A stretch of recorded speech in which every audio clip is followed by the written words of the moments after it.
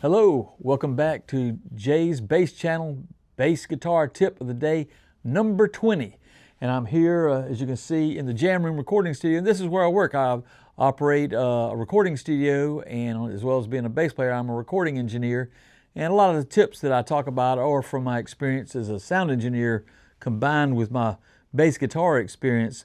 And but what we're going to talk about today is a different sort of tip.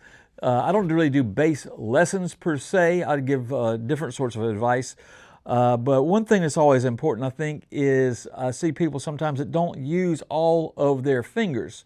Some people, would play like that and not use their pinky. So if you're not using all of your fingers, it can be a little bit of a handicap when you need to do some further reaching like that. So it's important to, I think, if you notice that some of your fingers you don't use as often, maybe when you're rehearsing, use your different fingers for different jobs so they're not so locked into one particular thing. So if all of a sudden you have to play a new pattern, that it's not so tough for you to get it. Also, if you're a finger player with this hand, there are the people that would just play with one finger, and then there are the people that play with two fingers like that. But another thing you can do is, I actually worked on my third finger, so now when I'm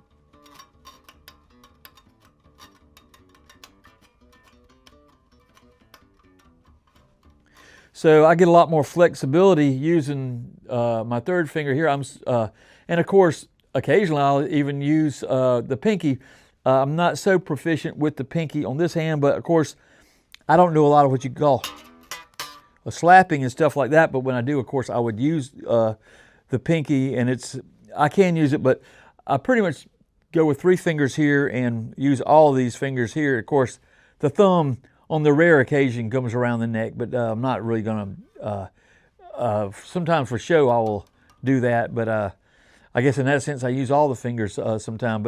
But think about your fingers, your hand placement, also how your hand is sitting, how your strap's sitting. So your hand placement and using all your fingers, think about all that when you're playing bass, and it's a good way to improve your speed and mobility of your hands if you think about what you're doing rather than just practice all the time without thinking. So see how that works out for you. Thanks.